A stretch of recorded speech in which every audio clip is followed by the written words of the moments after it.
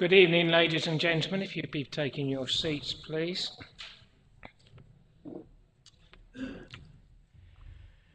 Good evening and welcome to the first Scrutiny Committee of 2024. My name is Clive English. I'm the Chairman of the Overview and Scrutiny Committee. I'm pleased to welcome you to the meeting. It will be broadcast live to our audience of multiple thousands and recorded for playback on the Council's YouTube channel. Will anyone else be recording the proceedings? I'm not trying to stop anyone, I just want to know if that's taking place. No? Good. If the fire alarm sounds during the meeting, please assume that it is an actual alarm, remain seated, and members of the Democratic Services team will assess the situation and give further instructions on the evacuation of the building if need be. Can I ask that anyone who has their mobile phones with them, please put them on silent or turn them off, as it can be very disruptive to a meeting.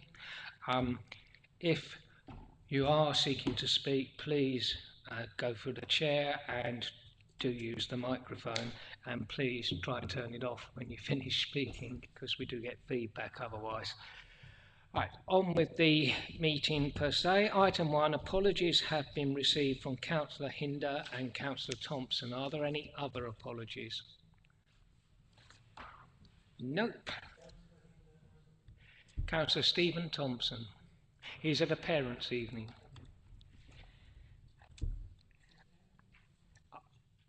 I have noticed that Councillor Jeffrey is substituting for Councillor Thompson. Are there any other substitute members?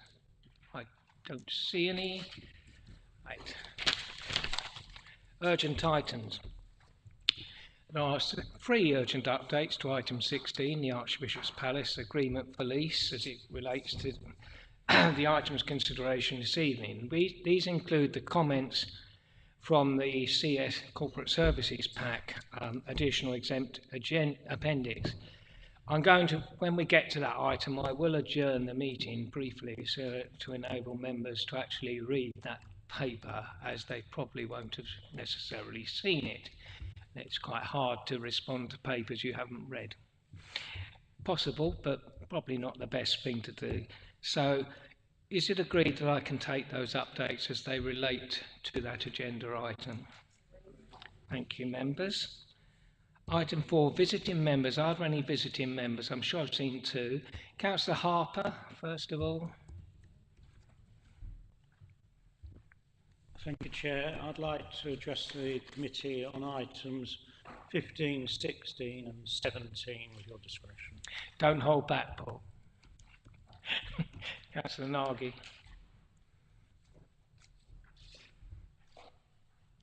Councillor Nagy, mainly item 16.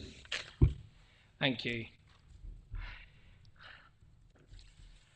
Right. Item 5, are there any disclosures by members and officers? Not seeing any. Item 6, disclosures of lobbying. Are there any disclosures of lobbying? No. Item 7, to consider whether the item should be taken in private because of the possible disclosure of exempt information. It's going to be awkward, and I'd like to take all items in public, but it's quite possible that members may wish to refer specifically to the information contained within item 17, which is the exempt appendix to item 16. Should members wish to do so at that point, we will have to go into part 2. You will appreciate that. Is that agreed? Thank you, members. Proceeding to item 8, minutes of the meeting of the 19th of December 2023, seems almost a year ago. Are there any comments on the accuracy of the minutes? Okay, in that case, I move that the minutes be approved as a correct record and signed. Is that agreed? Thank you. Item 9, there are no petitions. Item 10, question and answer session. There are no questions from local residents. Item 11, question and answer session for members. There are no questions from members. Item 12, Cabinet Forward Plan. We have a rather lengthy forward plan on the agenda. Are there any items that the committee would like to conduct a pre-decision scrutiny on, which we have not already agreed to do.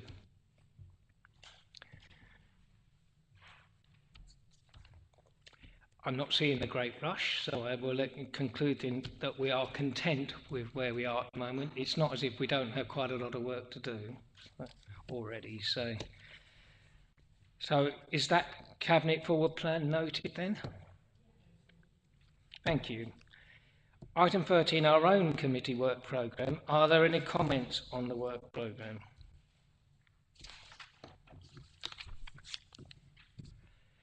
Just note that in relation to the integrated transport strategy, that the inspector for the local plan review has issued a further consultation which is taking place on technical aspects of some of the integrated transport strategy, infrastructure delivery plan and road issues. Those are mostly related to the technical documents that were not placed in the public domain, so everyone could comment on them during the earlier stages of the inquiry. So it shouldn't mean going back over the ground that has already been covered in the local plan examination. Councillor Blackmore. Thank you, Chairman. Just a quick question. Under the work programme, and then we've got on the following page pre and post decision scrutiny, we've got annual scrutiny report, expected start date December 2024. Surely the end of the municipal year is April. Is there any reason why we're waiting to? You're quite correct. That date is wrong and needs addressing. Quite correct. That will need. So when will the start date be approximately? Yeah, it will need to be addressed because Olivia. Thank you, Chairman. Apologies, members, that is just an incorrection. So it started in December, so last month, when the initial framework was brought forward, and then the actual sort of proposed annual report for the committee will come in February 2024. So I've just got my years mixed up. I'm very sorry. It's very easy to do. Right, that will be amended. As I was saying on the integrated transport strategy, I still anticipate that the discussion will be roughly as we timetabled it, because I don't think the inspector's further call for consultation on the technical aspects will affect any of the major issues of principle that might be discussed in the programmes. Any other comments on the work programme? Okay, in that case, can we note that? We move on to the substantive items for this evening's agenda, which are, first of all, item 14, the committee report, Environmental and Waste Crime Enforcement Review. I turn to the clerk to briefly introduce the report. Thank you, Chairman. Good evening, members. So the report in front of you has been produced following the committee's review into environmental and waste crime enforcement. Apologies, I'll come a bit closer. So the report, Appendix 1 to this covering report, has been produced on the committee's behalf following its review into environmental and waste crime enforcement. So the changes made by the committee at the previous meeting to the wording of the recommendations has been included, and they're found within the actual draft committee report from page 25 onwards. We'd like the committee to consider the report, make any changes as required, so that it can be then submitted to the relevant decision maker, so it will go to the Cabinet. I'd also like to just draw the committee's attention very briefly to the fact that the actual report from page 25 onwards is the first report drafted by Cassie, who has been helping to support the committee as part of her training process. So I'd just like to highlight that to members. Thank you very much. May I say congratulations? It's a pretty good job. I think it encapsulates pretty much what we discussed at previous meetings. Members, we've had a fairly good discussion of this, but this is your last opportunity to amend the report. So I'm going to hand it over to Councillor Jeffrey first. Thank you. It's just a comment. It's a lovely report, well done. However, there is a comment, and I think something has been learnt since, certainly by me, since I last saw a copy of this around prosecutions. There was an item on the BBC, I believe, around the lack of prosecutions by the council over the last few years. And I do wonder whether points 1 and 4 might need to be revised in light of that, because I don't know why there were no prosecutions, but saying we want to have more communications about successful enforcement action kind of doesn't really capture what we might need to do in the future. Again, I haven't dug into the issues, but it just feels a little bit out of line with what I heard. Do you have a proposal to amend it, Councillor Jeff?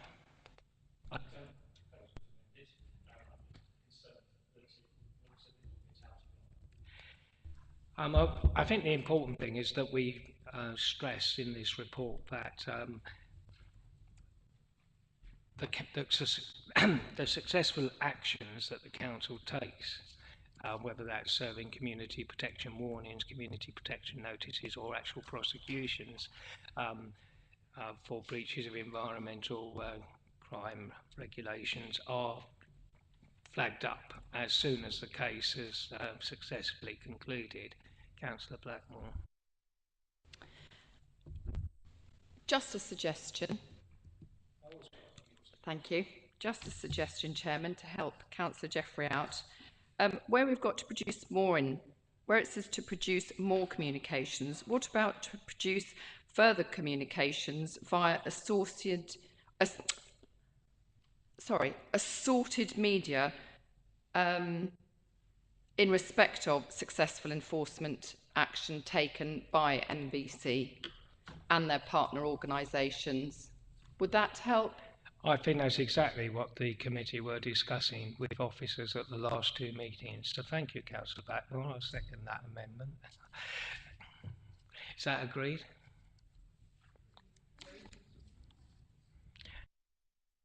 Other changes at this, or tightening up of wording, Councillor Blackmore.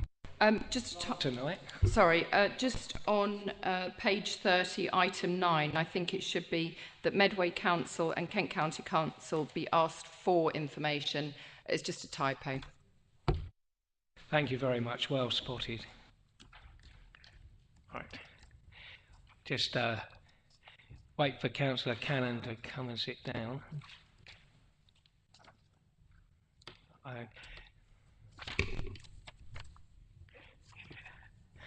Any disclosures, Councillor Cannon? Any disclosures of lobbying?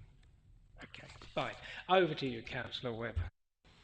Yeah, I'm actually fully in support of what Councillor Jeffries said to tighten up the wording in number 1, and I don't know what to suggest, but would it not be appropriate to make clearer that the Borough Council will prosecute? I mean, we've obviously already had the amendment agreed from Councillor Blackmore. Sorry, that is sort of a separate issue, but I think it's not a bad idea to make it clear that where breaches do occur, that the council is ready, willing, and able to take the appropriate enforcement action, whether that's prosecution or other types of enforcement. So, yes, I think we should add that in and make it clear that we are recommending, shall we say, a proactive stance. Right. Any further comments? Oh, sorry, I'm assuming that's agreed, but I haven't asked people. Do people agree with that? Okay, I'm not seeing any dissent, so... Sorry? I'm just not sure where it's going to go, Chairman. I was just looking to see where we could fit that wording in.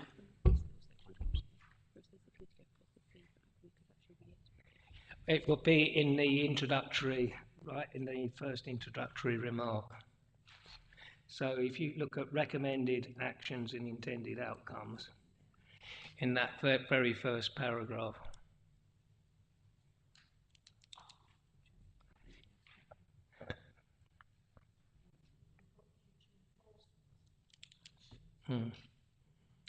Yes, that's the recommendation from our clerk, so, and I agree with it. Thank you. All in favour? Thank you very much. That's anyone against? Abstentions?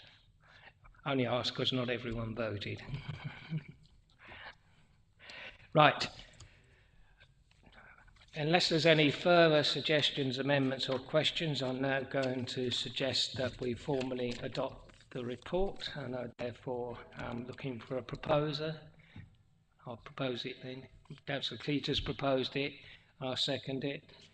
Is it agreed that we approve that report for submission to the Cabinet? Okay. Thank you very much indeed. We move on to item 15, medium-term financial strategy capital programme, and I turn to Councillor Perry, who is always a welcome visitor to this committee. Flattery will get you everywhere, Chairman. Thank you, members. The paper you've got in front of you, hopefully, is reasonably self-explanatory, but I just want to say a few things. First of all, the capital programme is a programme. It is not set in tablets of stone because it is subject to investment appraisal, is subject to various analysis, is subject to planning, and it's subject to the vagaries of the financial situation we find ourselves in. However, there is one aspect of it that is very, very important and we need to judge, and that is the relationship between the capital programme and the revenue programme, and in particular the programme for 24-25 when we set the precept. So clearly that is important because the cost of borrowing is obviously part of the revenue budget. So in that sense, it is extremely important. But I would emphasise that this programme goes out 10 years now. Obviously, it'll be reassessed on a continual basis, and that is extremely important to bear in mind. I think the other point I would make is that our capital strategy has always takes into account the prudential code of SIPFA, which is extremely important, and we very strongly adhere to that. So these are the big issues. I also say that I think it's very important that any funding that we get, and we're getting, for instance, the new homes bonus, which is going down a bit now, but we've also got guarantees from the government, that we use these very wisely, and that where we've got obviously links with capital expenditure, we should keep those links so that dipping into the new homes bonus or dipping into other grants like that, dangerous practice if we're trying to keep our council tax down. So there is a delicate balance here between the capital programme and the revenue programme, and how we set the budget and how we set the precept or the council tax for future years. I think they're the main points I wanted to raise. There is one other point, and we are proposing, and I think Mr. Green will perhaps explain this more closely than me, but we want to spend money on Maidstone House as part of the capital investment fairly urgently on Maidstone House and the link to as part of the climate change and biodiversity issues that we have that we must meet, and we've got our own targets, and this is part of those targets. The other point I would make, that for 24-25 you'll see that one of the biggest areas where we're spending a lot of money is on accommodation for homeless accommodation, which is, I think all councils are experiencing issues here. If you this has been on the news, and also of course the housing for our 1,000 affordable housing program. So these are issues that do figure in the 24-25 capital program. I think I'll leave it there. I'm talking without notes. Partly, I do apologise, but I can't. My sight is so bad at the moment that I'm unable to read very well. So hopefully I've got across all the points I wanted to make. I do apologise to members. Thank you.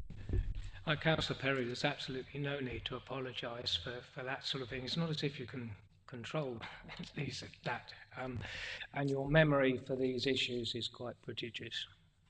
And Right, would Mr. Green want to add anything at this point, or shall I go to the visiting member? Nothing to add, Chair. Councillor Harper then.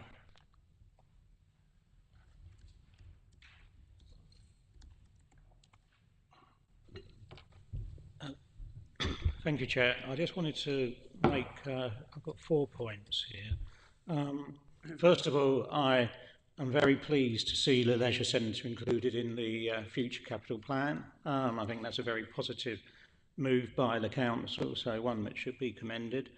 The next point is just, it picks up something John was saying, but the important thing with this capital plan as we go forward is to remember every item needs to be assessed on its commercial viability amongst other items, and we have to remember what our internal rate of return we've set is.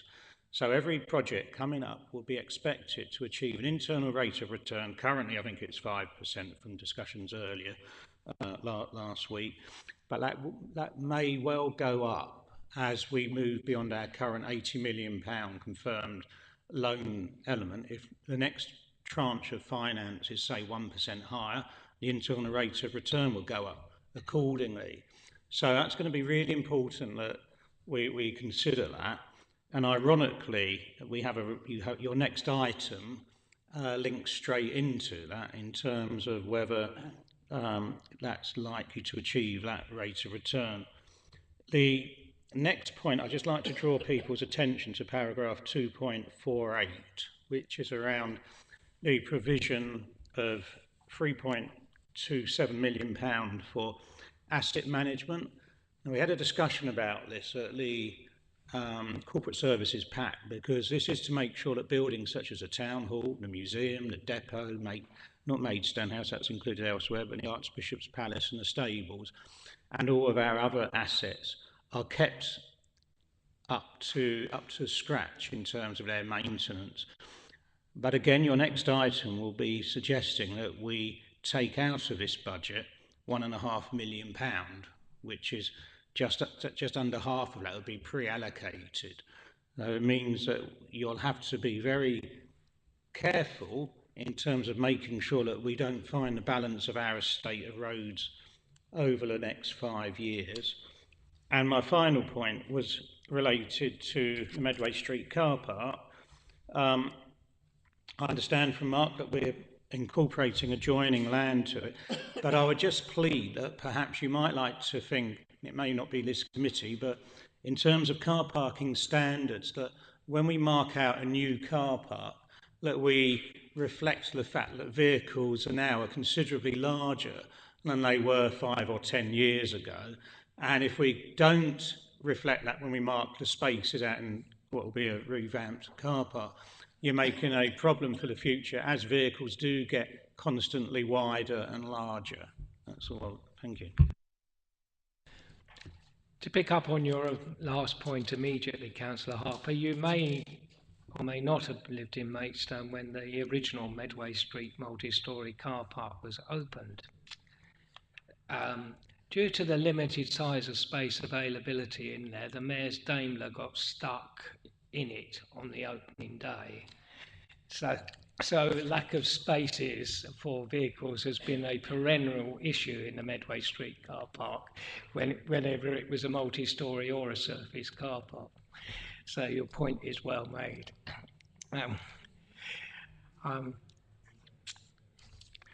Right, members, do we have any substantive comments on the medium-term financial strategy? I think Councillor Cleater was marginally. Around 2.48 with the asset management and corporate property, share the concerns. Having worked for another authority that didn't do that properly and is now paying the price, as we used to do previously at the other authority, and I probably should have declared an interest straight away, but I know certain colleagues opposite may understand what I'm getting at. I think it's absolutely crucial that we do continue and have that cycle, because in the long run it will save us money, as other authorities know to their costs when they don't. Thank you, Councillor Cleater. I'm sure that's true. Councillor Jeffrey, then Councillor Round.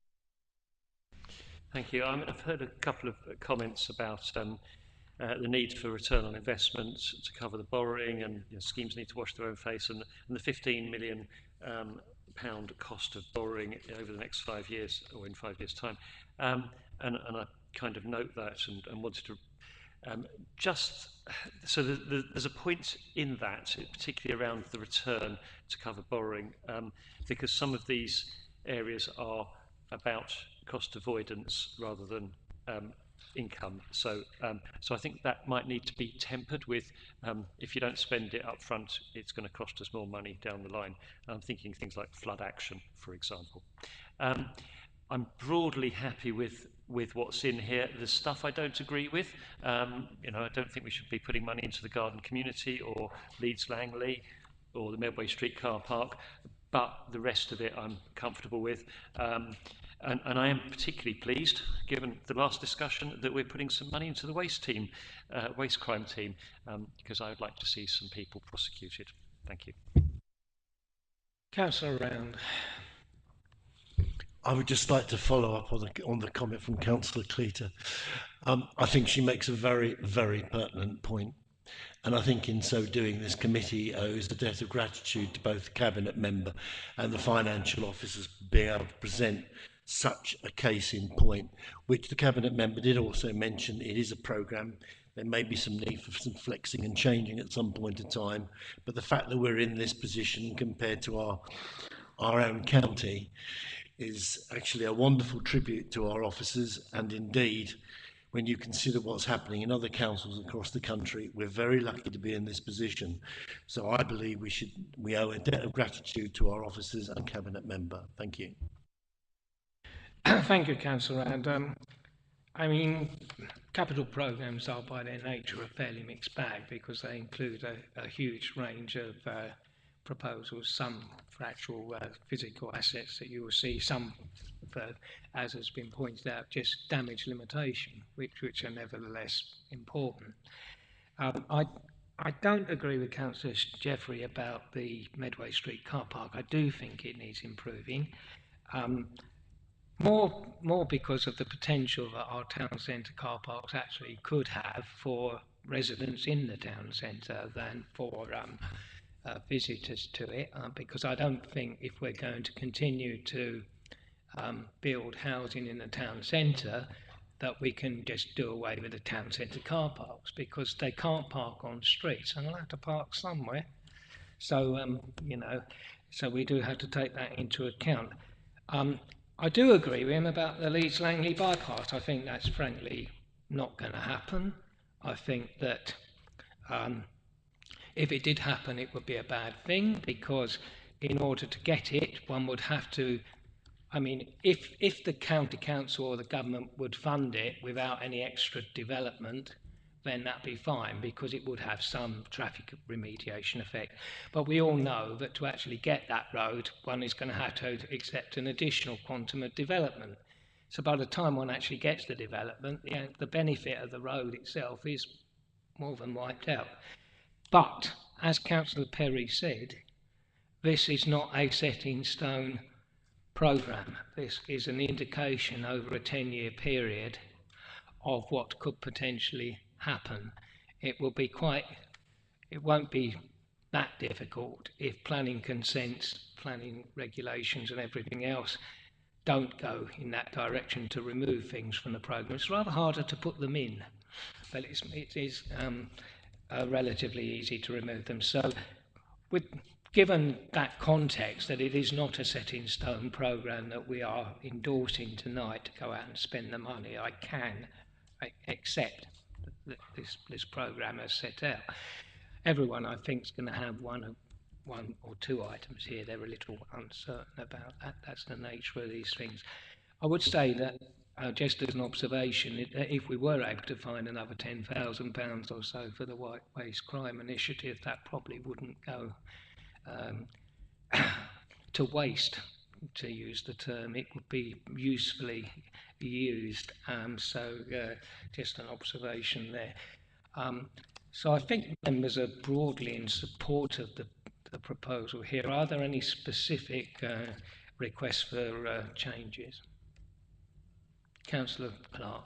Yes, Chairman, I have a question about the improvements to the cemetery 2.42. There's a small point compared to some of the items we've discussed, but would that expansion of the site, given that you can't technically expand that site without taking a part of the playing field, is that reconfiguration of the site within the current boundaries? I welcome the fencing and I welcome the tarmac. I've been working with the council on both of those items, so I certainly welcome those aspects. Mr Green, if you could.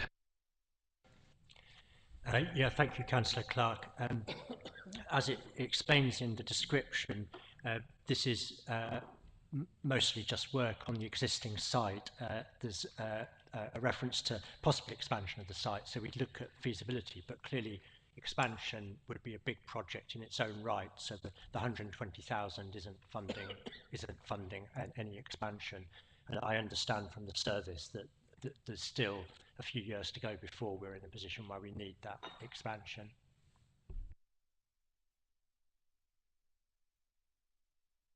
Thank you. Right, any final questions or comments? Doesn't look like it. Well, it looks like the committee is reasonably happy with the recommendations as put to before us, subject to the caveat, as Councillor Perry said, that these may change going ahead in years to come.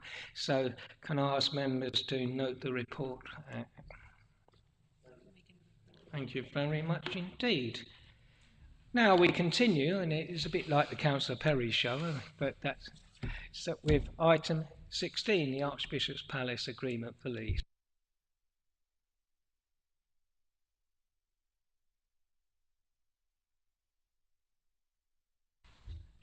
Thank you, Chairman. I'll start I'll open and I'll hand over to Councillor Russell, who is also responsible for this in the Cabinet. I won't dwell on it too long because I think we've been round this particular milestone quite a few times. It's not a new subject. The Archbishop's Palace, which we acquired back, if you like, we've been searching to try and obviously find a way of using it and to recover any sunk costs we have in running it, and they are not inconsiderable, I think one would say. But this is an incredibly valuable building. We know that it is part of the heritage of Maidstone, it's part of the heritage of our county in many ways, so it has a degree of importance that I think we have to take into account. We did have, as everybody knows, we had original proposal which was with Balfour Holdings, and but they withdrew, and so we've gone out to tender again. And I want to emphasise that we did conduct a very, very detailed procurement process that covered pretty well all the angles, and I know that Mr. Green can elaborate more on that than I can, but it was a very elaborate process. It wasn't too specific, so it gave the opportunity for people to come in and bid and show an interest, and gave a lot of opportunities for this to happen. In the end, the final process whittled down to only 3 suitable candidates, if you like, and one of those withdrew, so it was down to 2. But the proposal sets out, I think, a very good proposal with an experienced operator who has a lot of experience in running hotels, events, and certainly wedding events. And I think the lease that's being negotiated, or proposed, should I say, allows for some of the concerns that people have, in particular access, and I think that is covered very, very well. It's very important, I think, that this building remains in use. I would hate to see it just nothing and empty. I think that would be a crying shame. I think buildings should have a purpose and should be used, however historic they may well be. and this one is a very historic building. It does require some capital expenditure. Again, that is detailed, I think, in the papers. But the returns look to me, and one can always look at figures and say, oh, well, maybe it hasn't taken into account this or that. But I think reasonably so, that I think this makes a very good return over a 35-year period. So I will stop there, and I'll hand over to Councillor Russell, who I'm sure will elaborate and describe it much better than I have. Thank you. I'm not sure that I will, actually. That was rather full. But no, really just to underline the point that the net was cast wide when we were looking at things to do with the Archbishop's Palace. Nothing was ruled out. There was an extensive public consultation. We had over 2,000 responses to that, and that all fed in. And then the procurement exercise that lasted approximately 6 or 7 months as it whittled down. And then obviously the situation that you have on the papers is very much as Councillor Perry described. Some of the items that were under concern from the corporate services pack of last week was, like Councillor Perry said, the public access. So just wanted to really to underline that there's no intention on changing the public access to the grounds, and they will look to have days where people can access the palace as well. To obviously that all feeds into the business that they wish to run there. There was another item where people were recommending the dungeon and the gatehouse get separated off from the original lease, and I think we can look at that. It might need a bit more further investment, and then obviously we would seek to uplift the rent on that if we separated that off. There was a bit of concern about dialogue with Historic England, and just to really reassure committee members that when the exclusivity period was in action, there was some dialogue with Historic England, and then we've had a dialogue with them on the much scaled down plans from what Balfour were proposing, and there's been no red flags given at this stage. Obviously, the site would need to go through planning when we do some of the changes, given that it's a grade 1 building. Yeah, I think that's all I was going to say. Your recommendations tonight are on page 62. Thank you. Thank you. Members, you do have some yellow page updates. I am going to adjourn this committee meeting for 5 minutes or so that members can read those.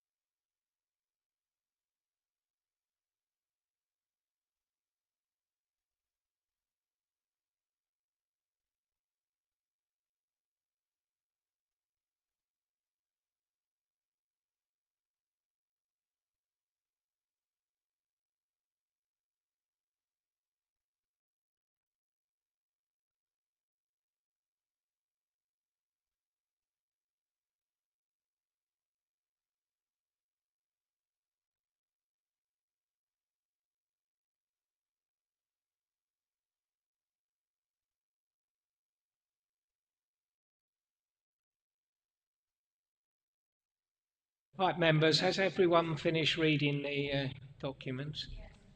Thank you. Right. So we shall recommence the meeting on item 16, Archbishop's Palace. Are any of the members, including the visiting members, likely to be referring to the exempt appendices?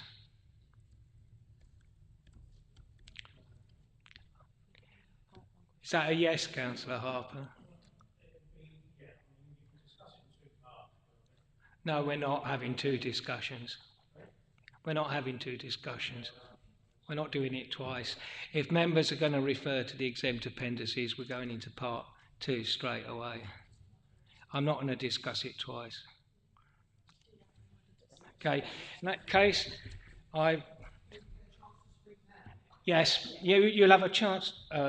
Are you going to refer to the exempt appendices? Is Councillor Harper going to? Because I think he said he was. Sorry? In that case, Councillor Nagy, you can speak first then.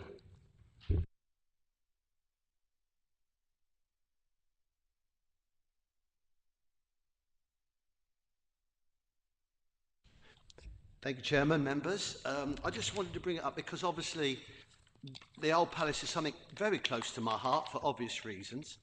And on page 67, 2.13, the preferred bidders are aware of public access. And if you go over, at other venues, they host free showground open day events, which I thought was a bit concerning at the time. But my main thing is that obviously it's mentioned that there is a public right of way, and I'm very, very hopeful that where it's public access at the moment will stay the same. Obviously, I'll have no say in that at all. But that's the main thing for me. Public access stays like it is at the moment. Of course, on 2.18, the planning application says external landscaping.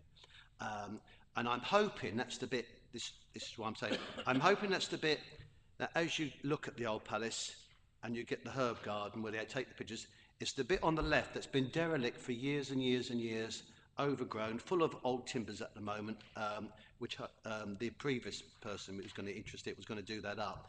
That, I'm hoping, is where the external landscaping comes in, hopefully. All the other things seem to be internal, but my main thing is the access to the public. Where was the other one? Yeah, creation of accessible entrance, communal and recreation area. I'll be very interested to see where that is going to be. Obviously, that's been discussed and probably got ideas about it. But I just will go to planning, and obviously there'll be lots of things about planning. But there are my main concerns, and I just wanted to mention them tonight for the people that will be deciding on this and taking it forward, because we must get this right, otherwise we'll soon know about it from the public. Thank you very much, members. Thank you, Councillor Nagy. I must say I do have some serious concerns about the external landscaping issue. Right, given what Councillor Harper said, I'm now going to move that because of the possible disclosure of exempt information, having applied the public interest test, that I'm asking this committee to vote to go into part 2. Is that agreed?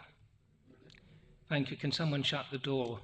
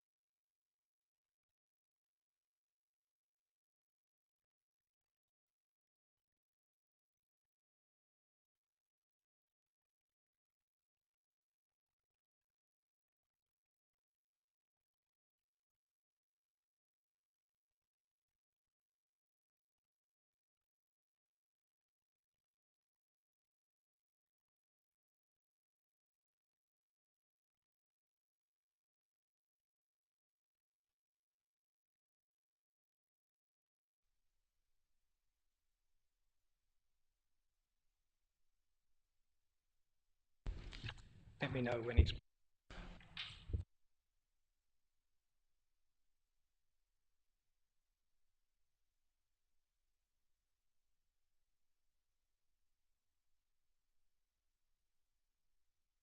Okay, ladies and gentlemen, and the watching public, if you haven't fallen asleep whilst we were away or gone off to watch something more immediately exciting than a blank screen, after exhaustive discussion, and it has been a very detailed discussion, hence having to go into part two because of all the commercial information, the committee has agreed to recommend to the Cabinet the first three items in the recommendation: to agree the capital expenditure of up to 1.5 million, to delegate authority to the Director of Finance, Resources and Business Improvement to select and appoint professional advisors to obtain all relevant consents, enter into contracts for applicable services as necessary, and to enter into conditional agreement for a lease with the preferred tenant. And to delegate authority to the Head of Legal Services to negotiate and complete all necessary legal formalities for the agreement for lease and purchase of services as set out above. We have added an additional recommendation to delegate authority to the Head of Legal Services and other appropriate officers to negotiate with the relevant to work with in consultation with the relevant Cabinet members to analyse the cost and benefits of separate leases for the dungeon and the gatehouse. And we've added a fifth recommendation that early advice is taken in relation to from the conservation officers in relation to the external landscaping. I hope that members of the public and everyone else has followed that. Thank you very much for watching. And I declare the meeting closed.